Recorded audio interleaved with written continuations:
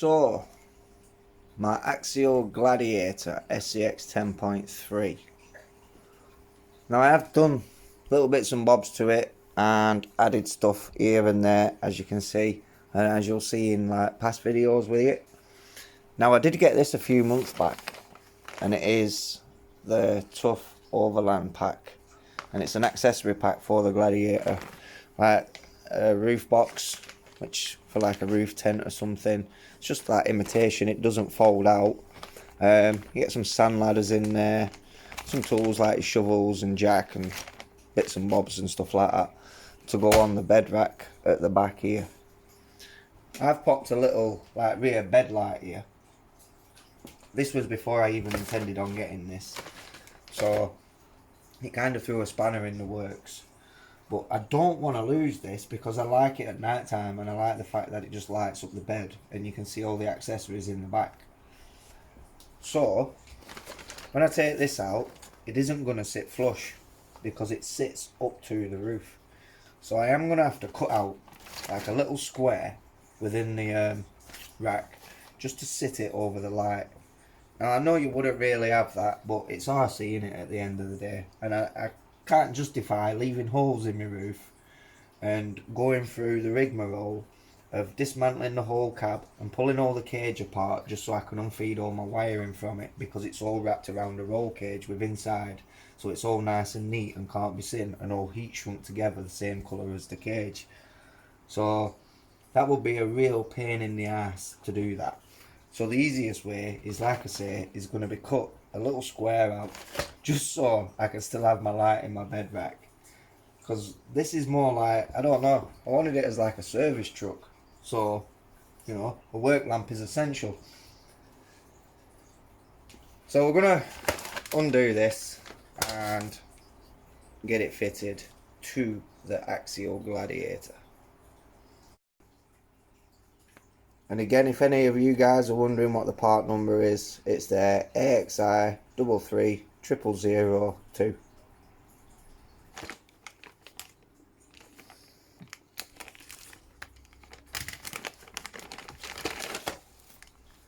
Just get the contents out of there. There's like your shovels and your axe.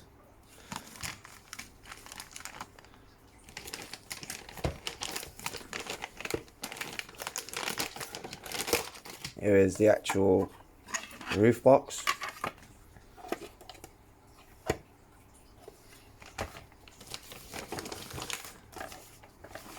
Little manual, decal sheet,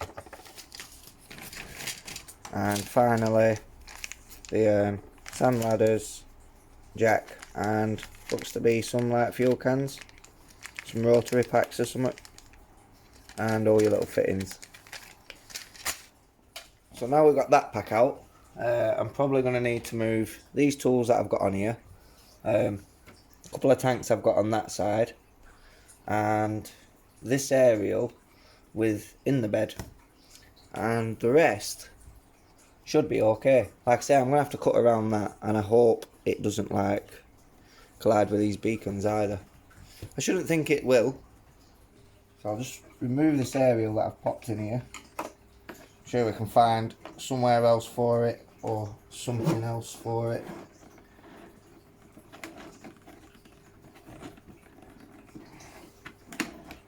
Doesn't really want to come out. I did thread lock it in there.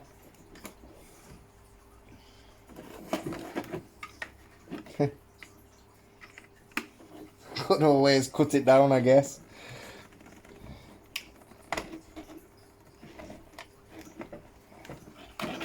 I don't fancy putting a solder iron on it because I'll probably end up melting the bed with all the heat that goes through it. But that is one way of like cracking the thread lock, is heating up the nut. Just got some pliers on there. That's getting it out. So that's the bed rack clear. All the little bits and bats that are in the way off it. So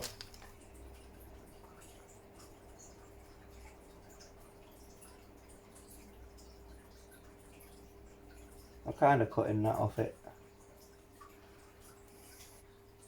So the manual's asking me to set these top two like rack bars out, probably to make it easier to bolt that up, but needs cutting anyway at the minute, so I'll take them out, and then I have access to install all these. So that's the rotary packs installed. Now I think the tools like the shovels and the axe and the jack and stuff are going to bolt up behind all these, so just have to figure out what's what and what goes where. Say I probably need to just file a couple more mil off. That wants to be lining up with this, so we're almost there. And looking at it, if you go level with it, I shouldn't need to alter the top half or file the top half of the box. So it might be worth actually putting like a couple of drainage holes in here as well, and there. You just never know what happens in this country in the rain. So there's the roof box. I've grooved that out. You can't really see it once it's like fitted, but it all fits nicely now. So this has actually been primed in grey primer. I know it doesn't look like it, so I'm ready to hit that now with like a satin black, just to try and flow with the roof. So there's the first coat of black. And just wants a second coat, and then we can let that go off and get that fitted on the back. Like I say, there's these accessories and stuff, I can paint them up and detail them at a later date, but yeah, it's just one step closer to getting it on there finally. So I've got the bed rack painted, well, the roof box thingamabob painted, and on there, and there's the wire going into the rear lamp, which I'd cut out. You can just see that under there. But yeah, I like it. It looks really well.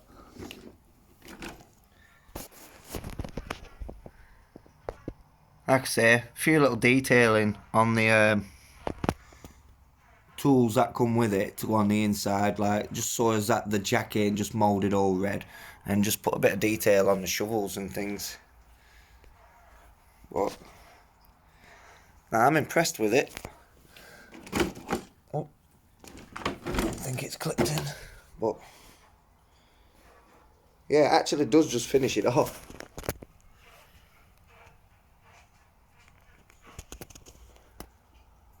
So yeah, that's the Axial Overland kit for the Gladiator. And if you have a Gladiator, then yeah, I'd recommend getting one.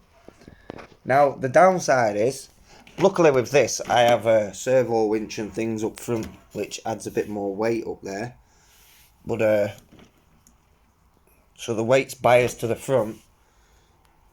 But there is a lot of weight with the all accessory pack in its end. So if you was to install one and you're putting it straight onto a stock Gladiator, I'm unsure whether that might just give you more weight up the rear. So it's just something to consider if you're building one or installing one of those or what have you. But yeah, I like it. Well, thanks for watching guys. We'll catch you all in the next video.